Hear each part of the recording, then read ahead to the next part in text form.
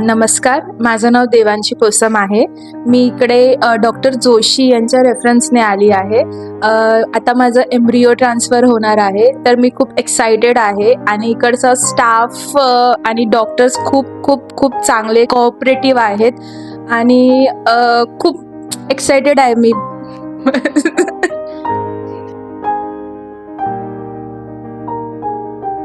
नमस्कार, मी देवांशी पोसम. मी गेले 2021 पासून ट्रीटमेंट घेते आहे, पण IUI वगैरे सगळं माझं करून झालंय, पण काहीच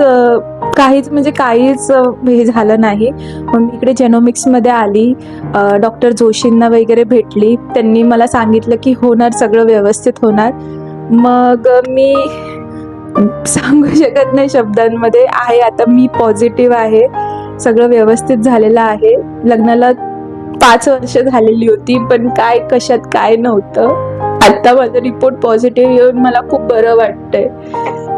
बस मला काय बोलायला होतच नाहीये. एक सांगून इच्छितो की खरंच इकडचा स्टाफ खरंच खूप चांगला आहे. सगळे सपोर्टिव्ह आहेत. मेन म्हणजे खूप बरं वाटलं सर, खूप म्हणजे खूप बरं वाटलं. मला वाटतं कमीत कमी गेली 3 वर्ष आम्ही ट्राय करतोय बऱ्याच ठिकाणी. 2 हॉस्पिटलमध्ये आम्ही IUI पण करून बघितलं, पण ते पण सक्सेसफुल झालं. त्याचा रिपोर्ट नाही आला आम्हाला बरोबर.